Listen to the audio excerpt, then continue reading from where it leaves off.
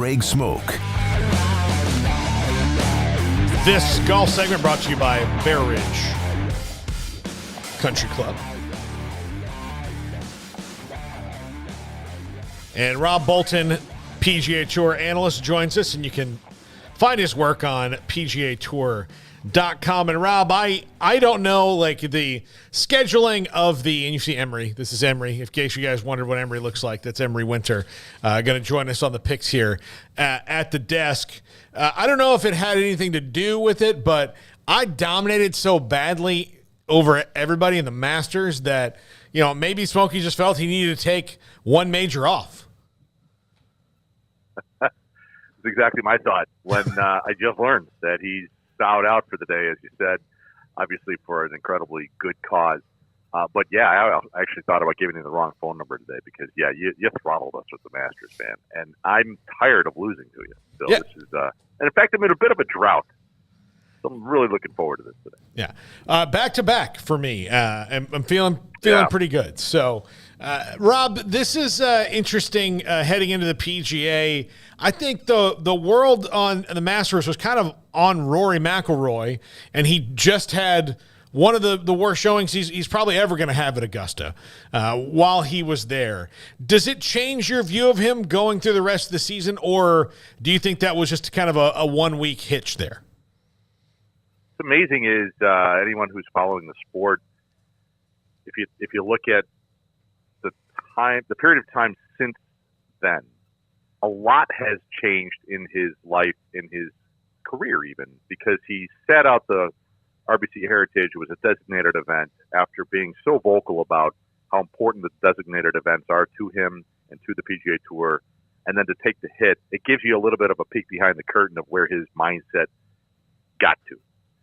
He was really embracing the role as sort of the forward figure, the voice up against the rhetoric concerning live golf and everything happening to that. And eventually he just admitted that it got to him. I mean, but I'll go back to the players because he missed the cut there. And he had, to me, and I was there that week, and it just felt like he didn't prepare the way we expected him to prepare. It was very odd, especially for him. So now we're 2 months on from that. And it's only 4 or 5 weeks since the Masters, but it seems like he's really turned a page. In this press conference yesterday, he seemed just resolute.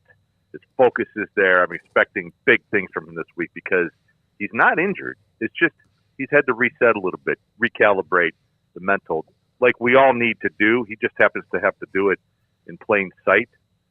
So looking forward, I've already been bullish on the guy. There's no reason not to be. You can't really look behind that curtain until he gives you a peek of it. He's done that, and now it's more reason to even be more bullish moving forward. Yeah.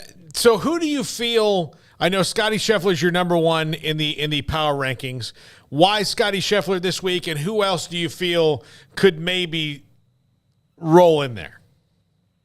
Yeah, well, it's really sort of a pick-em between Scheffler and John Rahm, isn't it? I mean, there's no wrong answer there. So it's, it's my job, but it feels like it's a little unfair to have to pick only one.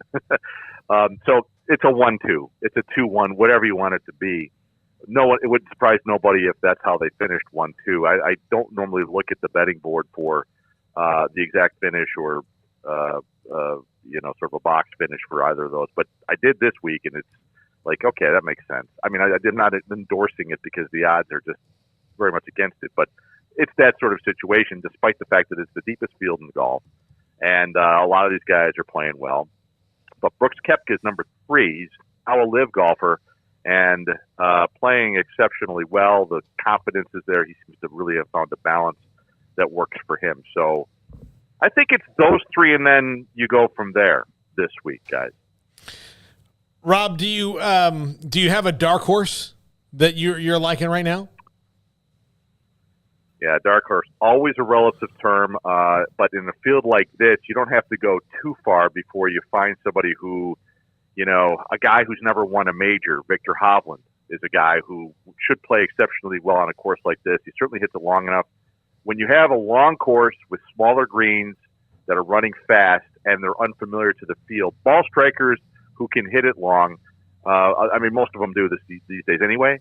But the guys that are not hitting it short like the old days, Kevin Kisner, for example, in the field, a guy who can find fairways but is going to be hitting long irons into the greens anyway. Not that type, but a guy who doesn't putt very well. The bad putters can hide in a week like this, especially because the greens are unfamiliar. So we expect that long-hitting ball strikers should populate the leaderboard at least early, and then we'll see how much they learn during the tournament.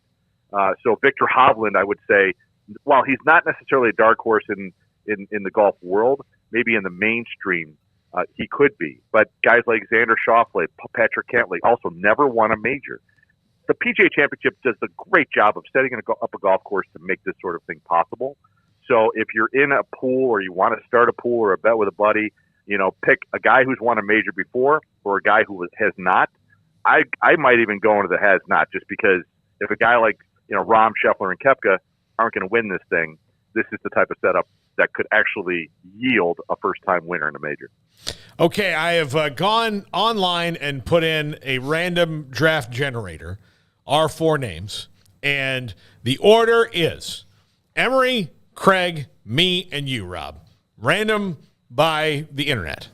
So love it. It's as fair as I could make it, because usually you just pick up the phone, we say you're going third. I know that you have some sort of, or David has some sort of, like if you've just won the last tournament, you go last or something. But I like the swing pick. That's a good spot for me. So okay. Thank you, random generator. Yes. So Emery has the first pick. And with the first pick, I will be taking Scotty Scheffler. All right. Craig. Give me John Rahm. Okay. Hold on. I've got to notate this week since Smokey's not here. All right. And I will take Brooks Koepka. Rob? Guess I shouldn't have said anything there at the beginning. So I'm going to go ahead and just stick with the power rankings. Take Schauffele. Okay. I'm mixing Scotty and Xander there. Okay. Hell of a golfer, one guy. And then because we just talked, you opened the show or my segment with about Rory. I'm gonna go down to number 9 there. I just love what I heard yesterday. I wrote the power rankings before what I heard Rory talk about. I would have lifted him higher in the power rankings had he spoken before that. So I'm going to go McIlroy in the swing here. I will take, and I always like to take him because he's one of my favorites to watch, but Tony Finau. All right, Craig? Ooh, man. Tony Finau is who you just went with there? All right, I will go with, I'm trying to double-check who, Patrick Cantlay. All right, 2 for Emery. I'm going to go with the former Byron Nelson champion, Jason Day. And then I'm going to do Victor Hovland.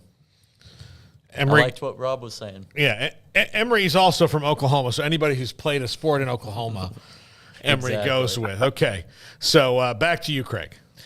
Oh, gosh. Let's see here. I'll go with Jordan Spieth. I know he's dealing with an injury, but I'll go with him anyways.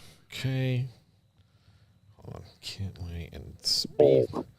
By the way, autocorrect on my It's what I do. I make the bold choices out here, Rob. That's right. Okay, let's see. Beware the bold choice. Oh, I know. Yes. Hey, I make bold choices. I never win, but I do make bold choices. I'm going to go. A lot of respect for that, though. Yeah. I mean, I'll go talking about you on the street, but Max Homa. And 2 to Rob. All right. Yeah. Wow.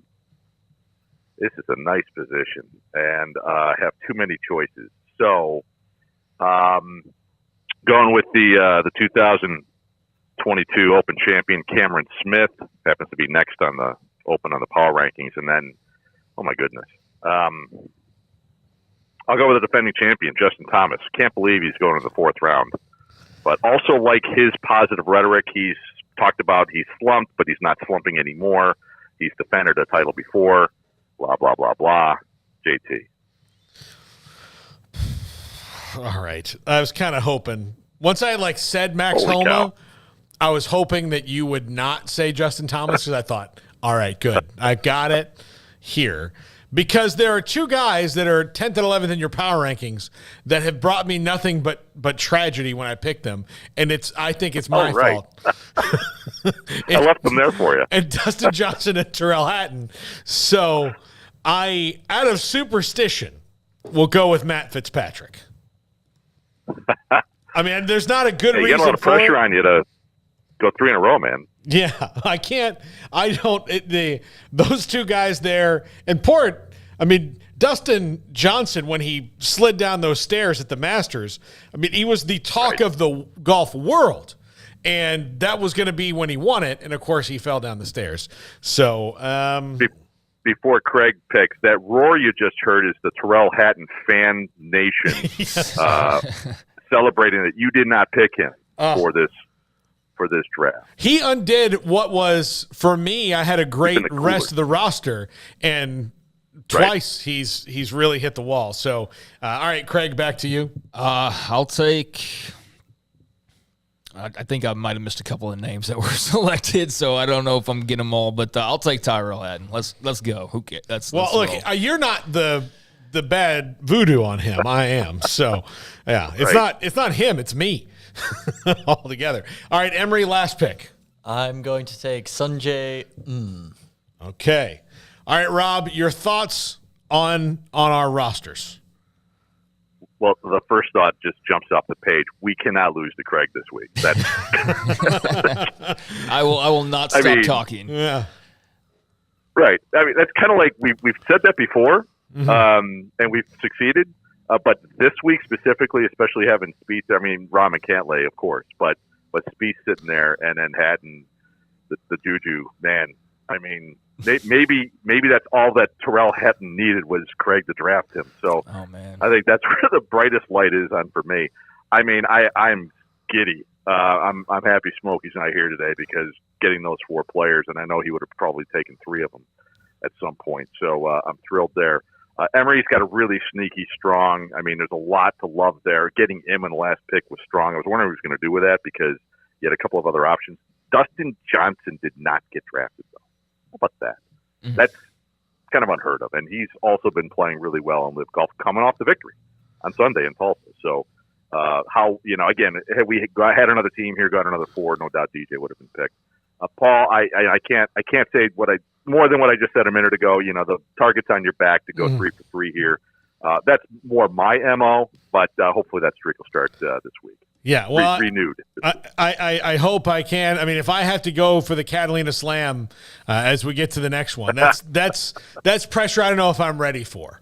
I don't know if I can do it. Well, it's not quite trending on Twitter, but you get one more. It just might be, man. Yeah, it might be. Well, Rob, thanks a lot. I will send you this list, and I'll send you the link to the segment as well for Twitter later on. Rob Bolton, PGATour.com. Look, if you are in any kind of fantasy golf league, it's unbelievable. Rob, I'll do another draft tonight with my friends after the banquet's over, and my fortunes have changed since you've come into my life.